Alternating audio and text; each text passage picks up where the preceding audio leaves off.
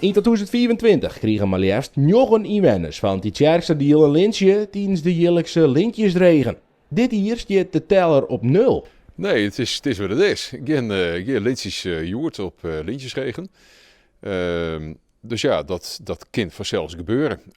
We hebben nooit, maar we kunnen dus eigenlijk net heugen wanneer dat voor het laatst gebeurd is.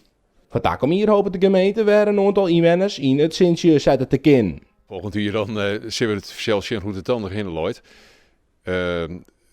Ik denk wat belangrijk is en mooi aan, dat is dat het krijgen van lintje, dat gaat net alleen nog maar om hele uitzonderlijke zaak, maar het kan gaan om gewoon mensen die bijzondere dingen doen. Dus dat zouden eigenlijk wel iedereen onmoedig willen om toch vooral onvragen in iets in die bus. En we zullen natuurlijk zelf ook bezieken op Sjen of wij daar nog misschien wat stimuleren kunnen. Dit hier is het dan geen in, ja dan hing je 6 keer, maar dat weet je natuurlijk nooit. Je kent er uiteindelijk als gemeente niks aan doen. Maar het is toch ergens ook wel schande, denk ik? Jawel, ja, dat denk ik wel. Het is vanzelfs zo dat wij er ook wel vanuit zorgen binnen dat er een heleboel die extra deals binnen die het hele goede ding doen. Dus in die zin is misschien niet helemaal een goed beeld.